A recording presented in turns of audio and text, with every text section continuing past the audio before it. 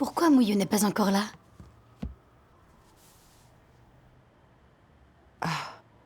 Il est presque 8 heures. Tu crois qu'il s'est passé quelque chose? Oui.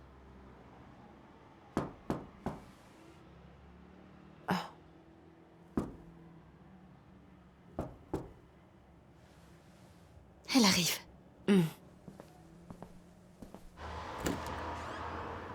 Entre vite. Pourquoi es-tu si en retard aujourd'hui? J'avais peur d'être surveillée par la police, alors j'ai fait un détour. La police a interpellé beaucoup de membres de ton église dernièrement. Je sais.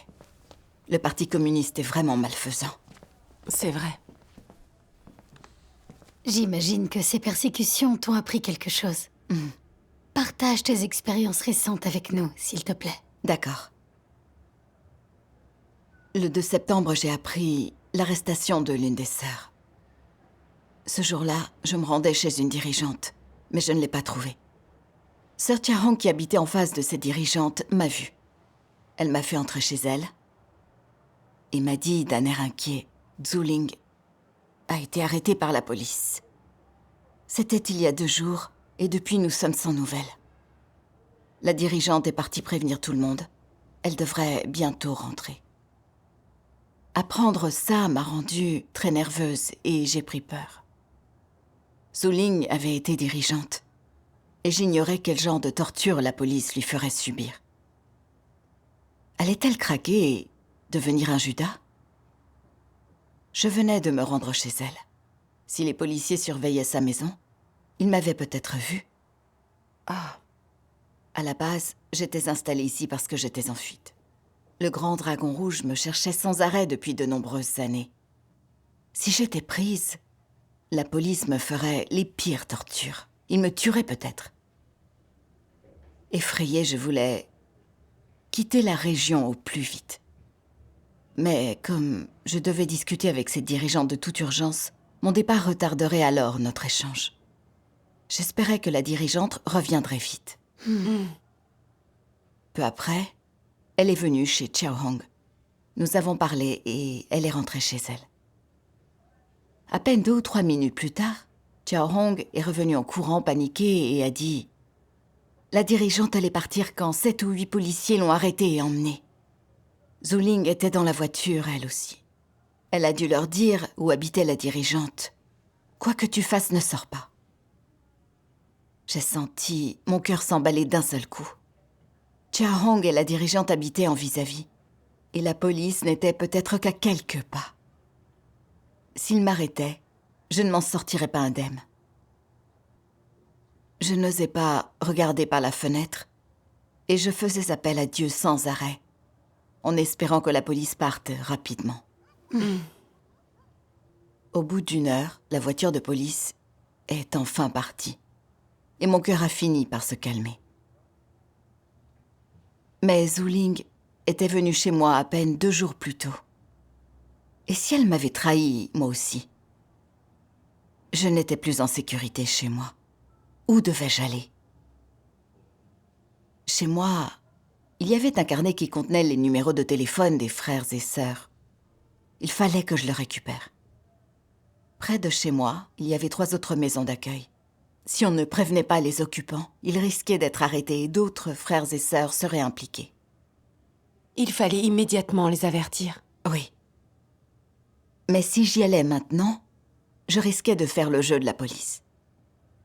Pendant longtemps, j'avais fait mon devoir en dehors de la ville et j'étais une cible majeure pour la police qui voulait m'arrêter.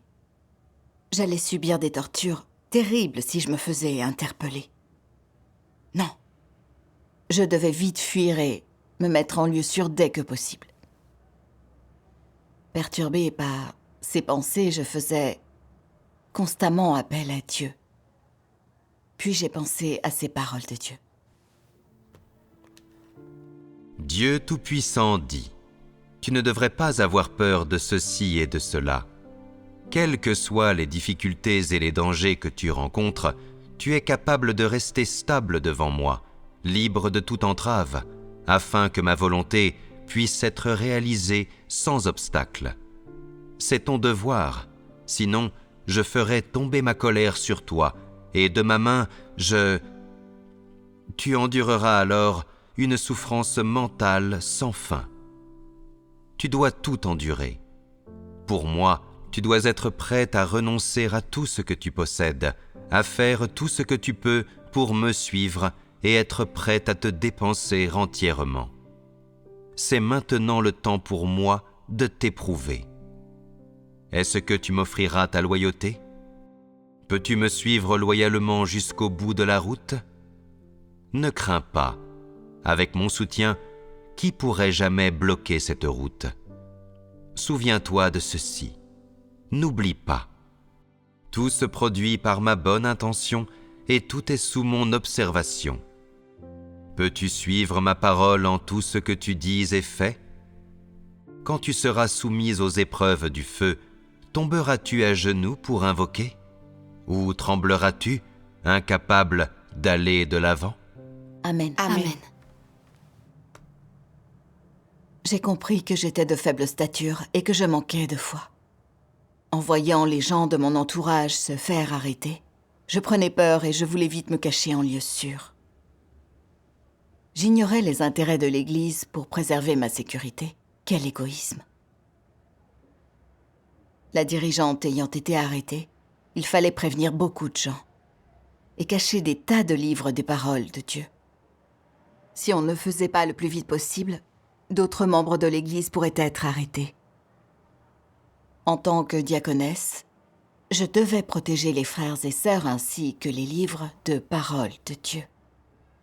Si je me montrais craintive, si j'hésitais à mener une existence vaine, ce serait me montrer irresponsable. En effet.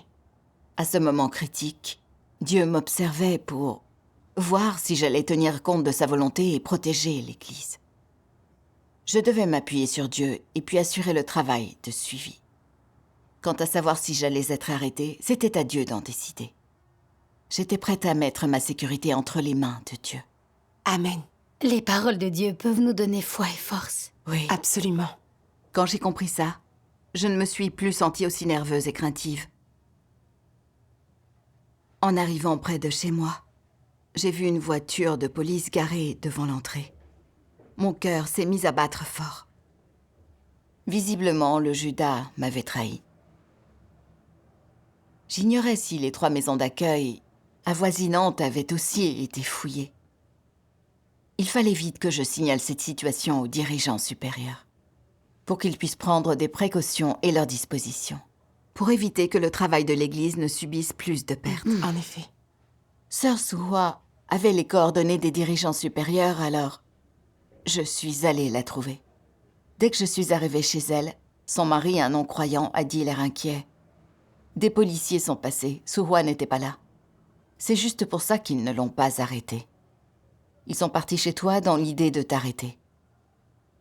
Je suis vite repartie, n'osant pas traîner dans les parages. Sur le chemin du retour, je me suis dit que le grand dragon rouge était très malfaisant. Il déployait des efforts considérables juste pour arrêter des croyants. Des frères et sœurs étaient arrêtés les uns après les autres et je courais le même risque à tout moment. Si je ne supportais pas la torture et devenais un Judas, mon chemin de foi ne serait-il pas terminé? Plus j'y pensais, plus je me sentais faible. Comme si être croyant en Chine était trop dur et trop dangereux. Oui. J'ai fait de nouveau appel à Dieu dans mon cœur. Ô Dieu, que dois-je faire? Puis j'ai pensé à ce passage des paroles de Dieu. La foi est comme un pont à tronc d'arbre unique. Cramponne-toi à la vie et tu tomberas. Sois prête à mourir et tu traverseras d'un pas assuré.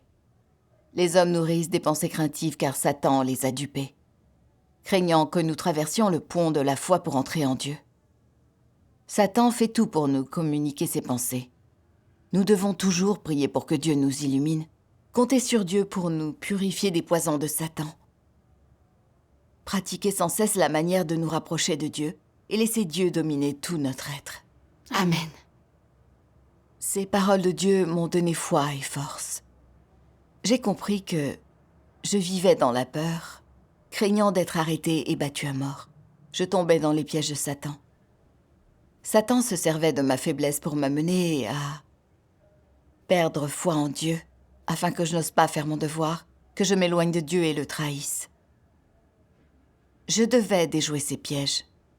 Plus j'affrontais ce genre de situation, plus je devais me rapprocher de Dieu et vivre selon ses paroles. Même si j'étais arrêtée, j'allais me soumettre, tenir bon dans mon témoignage et satisfaire Dieu. Amen. Quand nous nous sentons faibles, nous devons prier et rester fidèles aux paroles de Dieu. Oui. Toujours.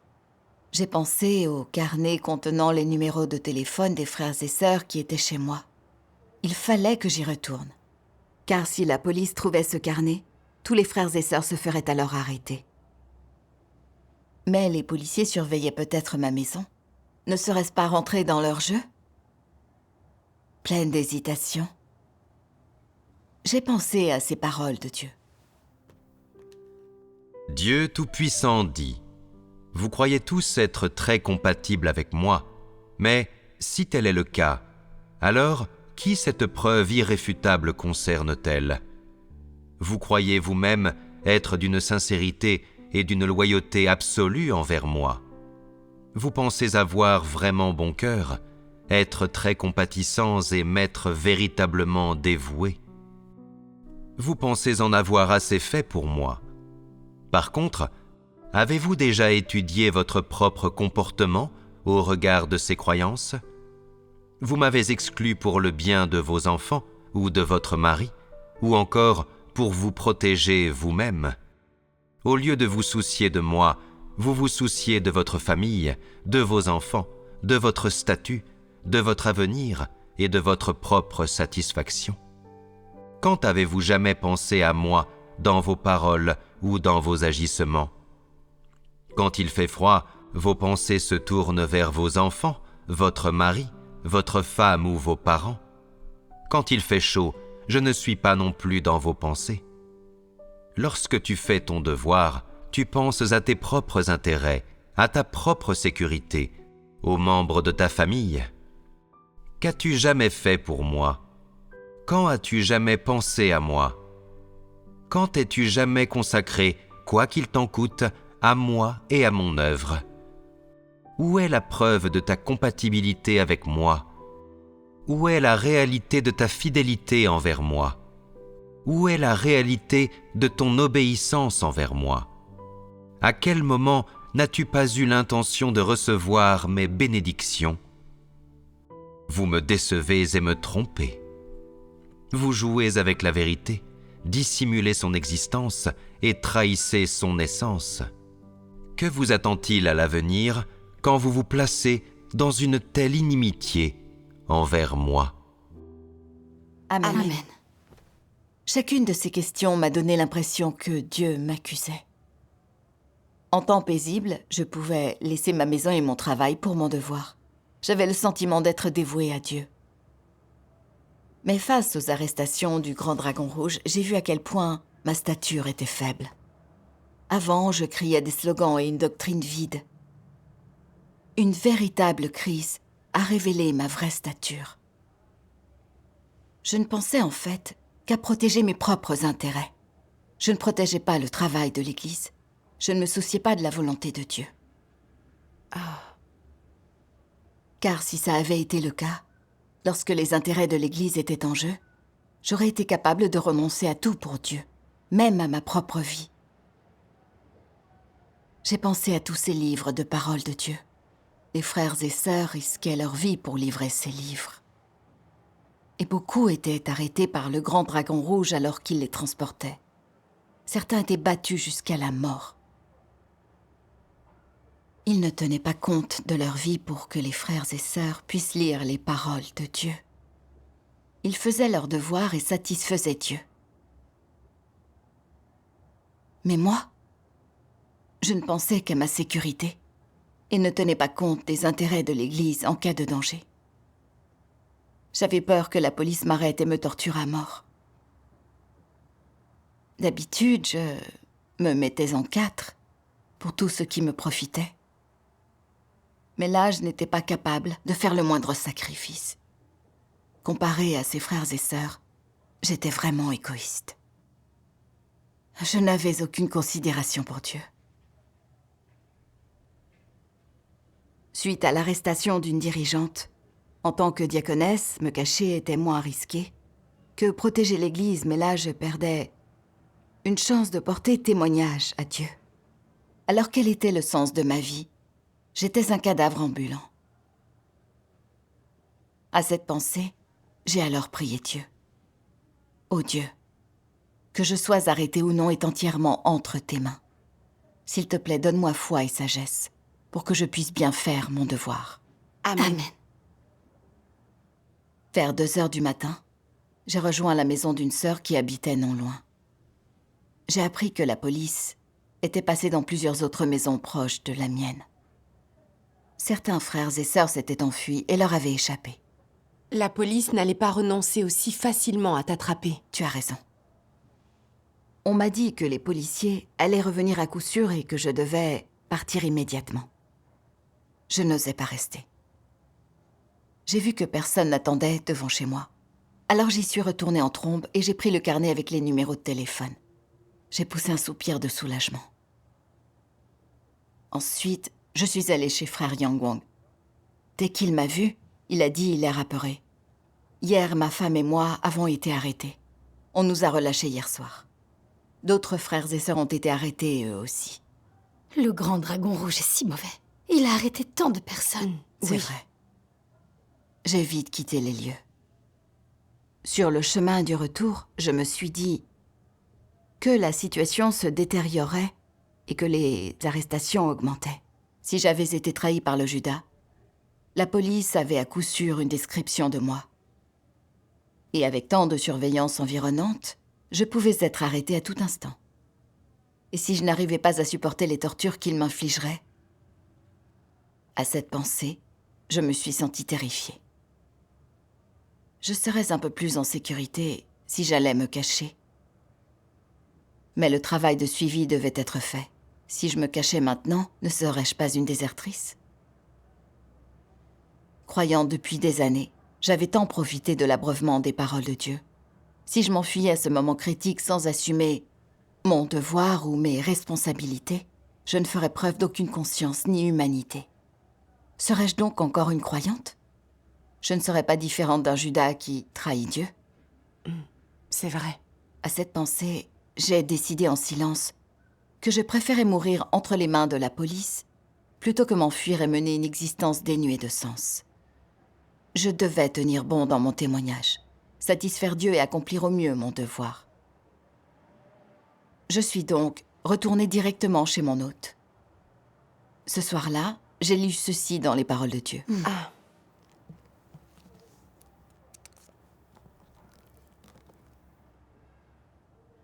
Dans mon plan, Satan a toujours traqué chacun de mes pas. Et comme faire valoir de ma sagesse, a toujours essayé de trouver des moyens pour perturber mon plan originel. Pourtant, pourrais-je succomber à ces complots trompeurs? Tout ce qui est au ciel et sur terre est à mon service. Les complots trompeurs de Satan le sont aussi. C'est précisément là où ma sagesse intervient. C'est justement ce qui est merveilleux dans mes actes. Et c'est le principe d'exécution de tout mon plan de gestion. À l'ère de la construction du règne, je n'évite toujours pas les complots de Satan, mais je continue à œuvrer comme je le dois. Parmi l'univers et toutes les choses, j'ai choisi les actions de Satan comme étant mon faire-valoir. N'est-ce pas une manifestation de ma sagesse? N'est-ce pas justement ce qui est merveilleux au sujet de mon œuvre? Amen. Amen. Amen. J'ai pu voir la toute-puissance et la sagesse de Dieu dans ses paroles. Le grand dragon rouge est l'ennemi de Dieu. Il persécute frénétiquement les chrétiens et perturbe l'œuvre de Dieu, espérant vainement détruire l'œuvre que Dieu accomplit. Mais les arrestations et les persécutions du PCC nous permettent de discerner son essence malfaisante qui nuit à l'homme et s'oppose à Dieu, puis de le mépriser et de rompre avec lui. Oui. Ces arrestations et persécutions révèlent également qui sont finalement les vrais et les faux croyants, et séparent ainsi les brebis des chèvres et le bon grain de l'ivraie. En période de crise, certains ne font pas leur devoir car ils ont peur ou bien quittent la foi. et d'autres trahissent Dieu et deviennent des Judas quand ils sont arrêtés et torturés. Ceux-là sont comme l'ivraie qui est emporté par le vent. Cela ne montre-t-il pas la sagesse et la justice de Dieu? Si. Dieu se sert de la réalité pour révéler si quelqu'un a une foi véritable et lui est dévoué. Il est tellement juste. Oui. Seul quelqu'un qui tient bon dans son témoignage pour Dieu et qui est dévoué dans son devoir est un véritable vainqueur. C'est vrai. Amen. Dieu se sert des persécutions du PCC pour perfectionner notre foi. C'est la sagesse de l'œuvre de En Dieu. effet. Le Seigneur Jésus avait dit « Car celui qui voudra sauver sa vie finira par la perdre. Mais celui qui la perdra à cause de moi, lui la trouvera. » J'ai pensé aux saints à travers les âges, martyrisés pour avoir répandu l'Évangile. Certains avaient été crucifiés tête en bas, d'autres traînés et écartelés. Même s'ils étaient morts, leur trépas avait un sens. Mais ceux qui ont trahi Dieu et sont devenus des Judas semblent vivants en apparence, mais à l'intérieur, leur cœur est à l'agonie. Ils sont comme des morts vivants et souffrent atrocement. Après leur mort, leur âme descendra en enfer et sera punie. J'avais mal compris cela, et j'avais voulu fuir mon devoir et me cacher. Si je nuisais au travail de l'Église, car je manquais à mon devoir, ce serait une transgression, une souillure éternelle. Si je pouvais sacrifier ma vie, par dévouement envers mon devoir, même si j'étais arrêté et battu à mort, je témoignerais pour Dieu et ferais honte à Satan. Ma mort aurait de la valeur et du sens. Amen. Amen. Une fois qu'on a compris ça, l'idée de la mort est moins effrayante. Oui. Puis j'ai lu d'autres paroles de Dieu. Dieu Tout-Puissant dit : quelle que soit la puissance de Satan, quelle que soit son audace et son ambition, quelle que soit son habileté à infliger des dommages, quelle que soit l'ampleur de ses tactiques pour corrompre et séduire l'homme, quelle que soit la ruse de ses stratagèmes et de ses plans pour menacer l'homme, quelle que soit la flexibilité de la forme dans laquelle il existe, il n'a jamais été capable de créer une seule chose vivante, n'a jamais été capable d'établir des lois ou des règles pour l'existence de toute chose et n'a jamais été capable de régner et de contrôler n'importe quel objet, qu'il soit animé ou inanimé. Dans le cosmos et le firmament, il n'y a pas une seule personne ou un seul objet qui soit né de lui ou qui existe à cause de lui. Il n'y a pas une seule personne ou un seul objet qui soit dirigé par lui ou contrôlé par lui. Au contraire, non seulement il doit vivre sous la domination de Dieu, mais il doit de plus obéir à tous les ordres et commandements de Dieu. Sans la permission de Dieu, il est difficile pour Satan de toucher même une goutte d'eau ou un grain de sable sur la terre. Sans la permission de Dieu, Satan n'a même pas la liberté de déplacer les fourmis sur la terre, et encore moins l'humanité qui a été créée par Dieu. Aux yeux de Dieu, Satan est inférieur aux lys des montagnes, aux oiseaux qui volent dans les airs, aux poissons dans la mer et aux asticots sur la terre. Son rôle parmi toutes choses est de servir toutes choses, de servir l'humanité et de servir l'œuvre de Dieu et son plan de gestion. Quelle que soit la malveillance de sa nature et la malignité de son essence, la seule chose qu'il puisse faire est de se conformer consciencieusement à sa fonction, être au service de Dieu et fournir un contrepoint à Dieu. Telles sont l'essence et la position de Satan. Son essence n'a pas de rapport avec la vie, avec la puissance, avec l'autorité. Elle est simplement un jouet entre les mains de Dieu, juste une machine au service de Dieu. Amen. Amen. J'ai pu voir le pouvoir et l'autorité de Dieu grâce à ces paroles. Absolument tout, vivant ou mort, se trouve entièrement entre les mains de Dieu. Satan rend service à l'œuvre de Dieu, il fait office de faire valoir. Le PCC a toutes sortes de tours dans son sac et il exploite les forces des gens et des choses. Mais sans l'accord de Dieu, il ne peut pas toucher un seul de nos cheveux. C'était ce que Job avait vécu. Satan l'avait attaqué et blessé, essayant de l'obliger à renier et rejeter Dieu.